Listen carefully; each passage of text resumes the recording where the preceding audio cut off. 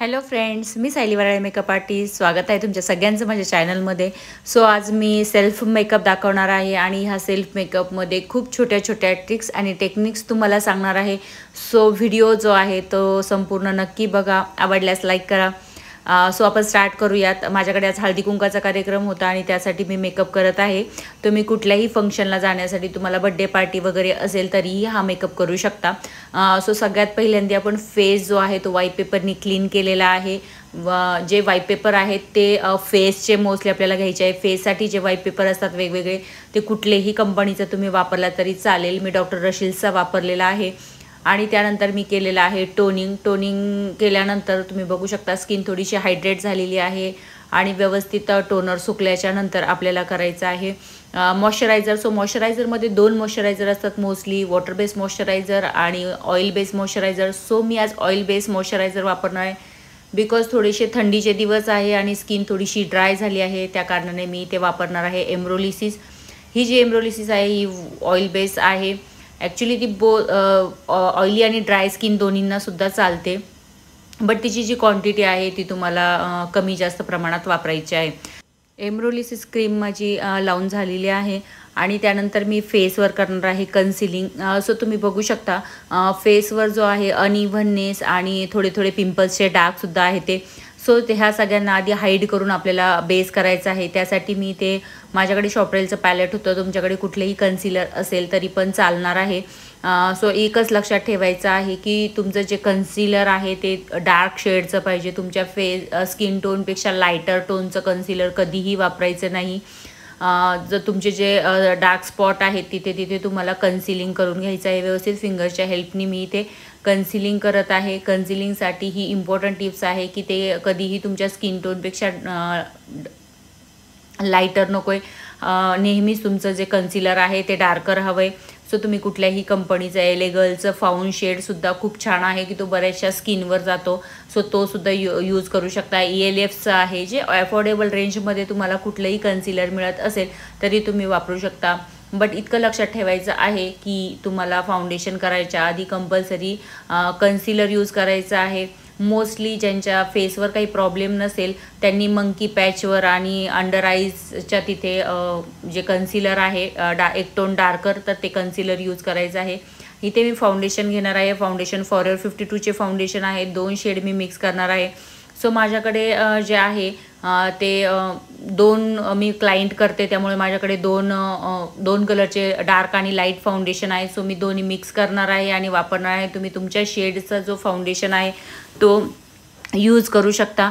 जे forever 52चे foundation आहेत हे सुद्धा खूप छान आहेत की थोडंसं तुम्हाला छोटीशी पार्टी असेल किंवा काही असेल तुमच्याकडे फंक्शन, सो तुम्ही हे फाउंडेशन यूज करू शकता. 4 ते 5 तासाचा स्टे आहे की खूप छान प्रकारे ते फाउंडेशन राहतं तुमच्या फेसवर आणि तुमच्या फेसला जो कव्हरेज आहे तो सुद्धा खूप छान प्रकारे मिळतो की संपूर्ण तुमच्या चेहऱ्यावरचे डाग धब्बे वगैरे आहेत ते सुद्धा ते हाईड करतं.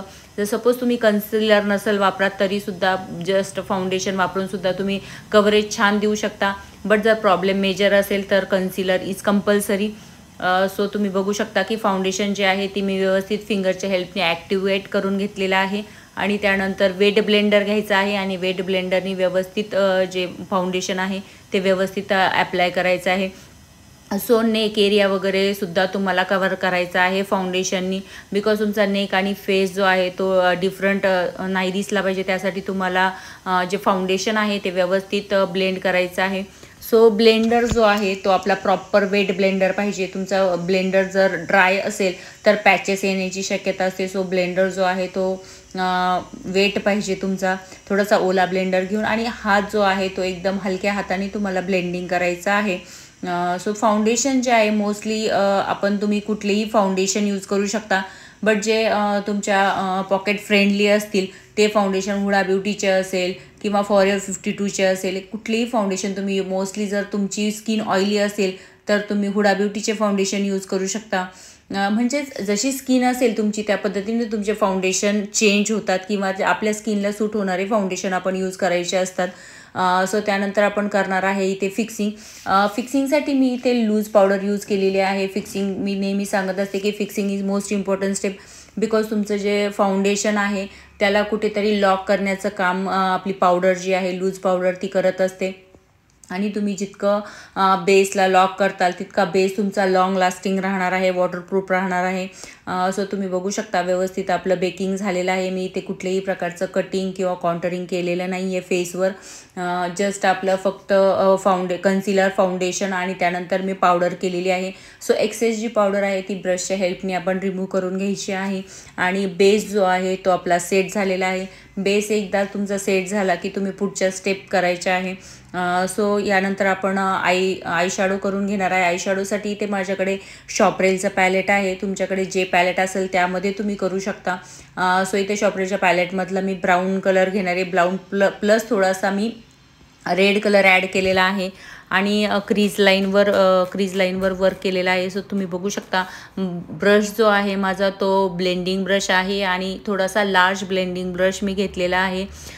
जे पूर्ण आयलिड आहे तुमचं त्यावर पूर्णपणे तुमचा जो कलर घेतलेला आहे तुम्ही ब्रशवर तो पूर्णपणे ब्लेंड करायचा आहे. इथे जो कलर मी यूज केलेला आहे सगळ्यात पहिले मी तुम्हाला सांगितलं की मी ब्राऊन प्लस रेड कलर घेतलेला आहे आणि तो मी क्वांटिटी जी आहे ती खूप कमी घेतलेली आहे. सो तुम्ही ज्यावेळेस आय शॅडो करता त्यावेळेस जी क्वांटिटी असते ती क्वांटिटी खूप तुम्हाला कमी घ्यायची आहे. कमी क्वांटिटी घेऊन व्यवस्थित जे ब्लेंडिंग आहे पूर्ण आयलिडवर ते करायचं आहे. आणि त्यानंतर तुम्हाला काय करायचं आहे की जो कलर तुम्ही सिलेक्ट केलेला आहे त्यातला डार्क शेड उचलून तुम्हाला फक्त क्रीज लाईनवर वर्क करायचं आहे. सो तुम्हाला जर डीप शिकायचं असेल मेकअप, सेल्फ मेकअप असू द्यात किंवा प्रोफेशनल मेकअप असू द्यात, सो आपल्याकडे सगळे क्लासेस अवेलेबल आहे. ते मी स्वतः पर्सनली सगळे क्लासेस शिकवते. आपली अकॅडमीसुद्धा आहे वाघोलीमध्ये. आपली अकॅडमी आहे केसनंद फाट्यावरती. तिथेसुद्धा क्लासेस चालतात. मेकअपचे असेल, हेअरस्टाईलचे असेल, सेल्फ मेकअपचे असेल, साडी ड्रेपिंगचे असेल, तर हे सगळे क्लासेस आपण घेतो. जर तुम्हाला कोणाला शिकायचं असेल डिटेलमध्ये तर मी डिस्क्रिप्शन बॉक्समध्ये किंवा माझ्या चॅनलवर जरी गेला तरी पण माझा नंबर मी मेन्शन केलेला आहे. सो तुम्ही बघू शकता व्यवस्थित आपलं जे क्रीज लाईन आहे ती व्यवस्थित डिफाईन झालेली आहे. त्यानंतर जे आहे मी थोडासा ब्लॅक शेड घेऊन मी थोडासा आउटर कॉर्नरला सुद्धा ब्लेंड केलेला आहे. आणि जो आउटर कॉर्नर आहे, आता इनर कॉर्नर, आउटर कॉर्नर हे सगळं जे आहे ते प्रोफेशनल ॲक्च्युली कोर्समध्ये येतं. जर तुम्हाला हे सगळं नसेल करायचं तर सिंगल शेड घेऊन तुम्ही व्यवस्थित ब्लेंडिंग करून पूर्ण आयलिडवर तुम्ही आय शॅडो करू शकता. त्यानंतर तुमच्याच आय शॅडो पॅलेटमधला मी इथे माझ्या आय शॅडो पॅलेटमधलं स्प्रेस पिगमेंट घेतलेला आहे आणि ते फक्त जो सॉकेट एरिया आहे त्या सॉकेट एरियावर ॲप्लाय केला आहे. विथ द हेल्प ऑफ फिंगरच्या हेल्पनीच मी पिगमेंट जे आहे ते केलेले आहेत. आणि नंतर ब्रशनी थोडंसं स्मर्जिंग द्यायचं आहे. सो तुमचा मेकअप जो आहे तो एकदम नॅचरल दिसतो आहे. मेकअप तुम्हाला जर पिगमेंट्स नसेल वापरायचे तरीसुद्धा बस फक्त एक सिंगल शेडचा आय शॅडोसुद्धा छान दिसणार आहे. सो त्यानंतर मी इथे यूज करणार आहे लायनरसाठी ते रेकॉर्ड कंपनीचं लिक्विड लायनर घेतलेलं आहे. फॉरएवर 52चं वापरू शकता. त्यानंतर तुम्हाला जर ॲफोर्डेबल रेंजमध्ये पाहिजे असेल तर लॅक्मेचं सुद्धा लायनर जे आहे लिक्विड लायनर ते सुद्धा खूप छान आहे. तुम्हाला डेली यूजसाठी सुद्धा लॅक्मेचं जे जेल लायनर आहे ते खूप सुंदर आहे. ते सुद्धा लिक्विड लायनर जे आहे ते मोस्टली तुम्हाला थोडीशी लावण्याची प्रॅक्टिस लागते.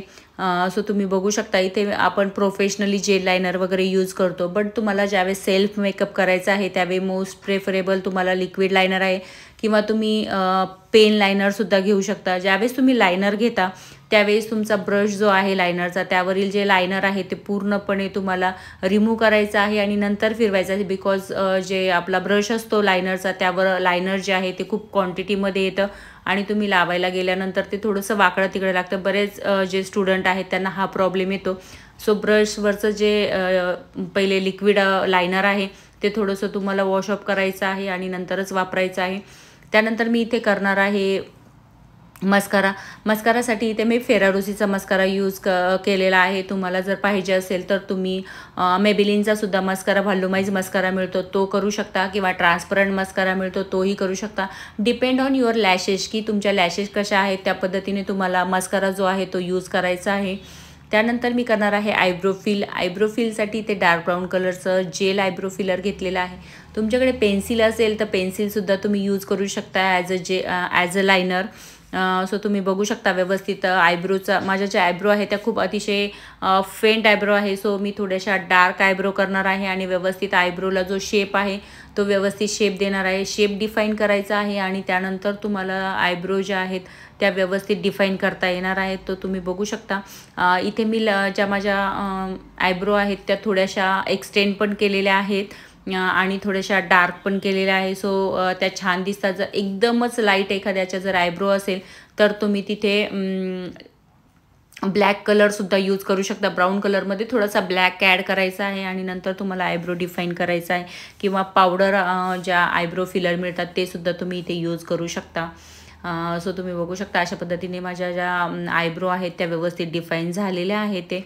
आणि जो मेकअप आहे यामध्ये तुम्ही बघू शकता जो बेस आहे आपला तो व्यवस्थित सेट होत आहे. जसा जसा वेळ जातो तसा तसा तुमचा बेस जो आहे तो खूप छान प्रकारे सेट होत असतो.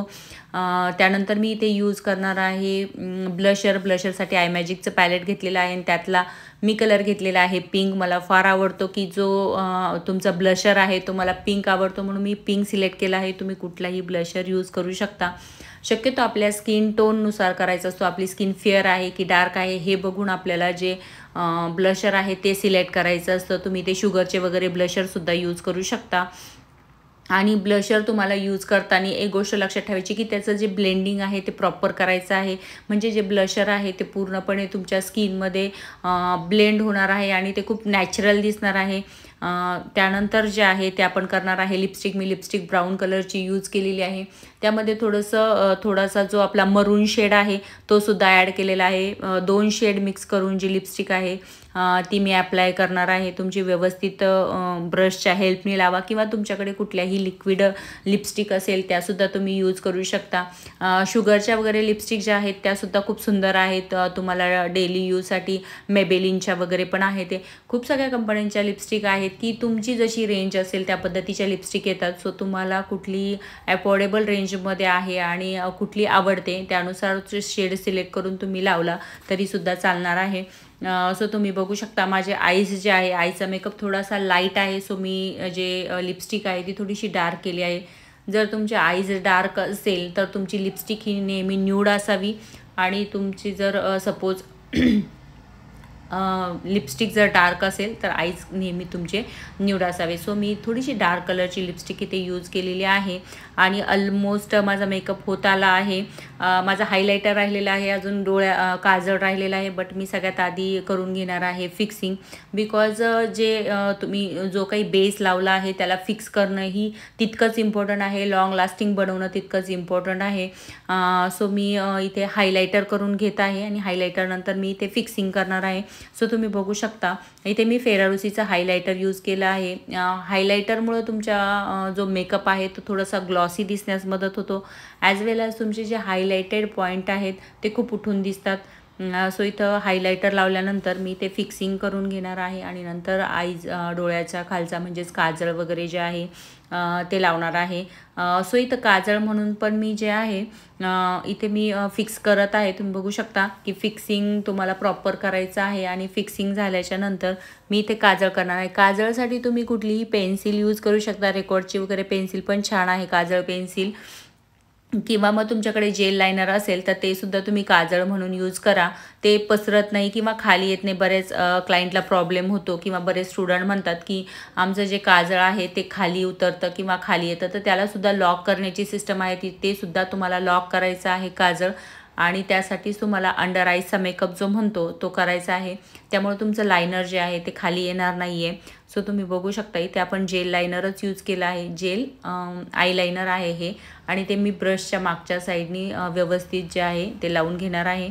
आणि त्यानंतर माझ्या आय शॅडो पॅलेटमधला जो ब्राऊन शेड मी यूज केला होता, ब्राऊन प्लस रेड थोडासा, तर तो मी अंडर आईज खाली यूज करणार आहे. सो माझा ऑलमोस्ट मेकअप डन झाला आहे. सो तुम्हाला हा बेस कसा वाटतो आहे ते मला कमेंट करून नक्की सांगा. काही क्वेरीज असेल तर त्या पण सांगा. तुम्हाला कुठले मेकअप बघायला आवडतील ते सुद्धा सांगा. आणि तुम्हाला जर क्लासेस करायचे असेल तरी पण तुम्ही माझ्याशी कॉन्टॅक्ट करू शकता.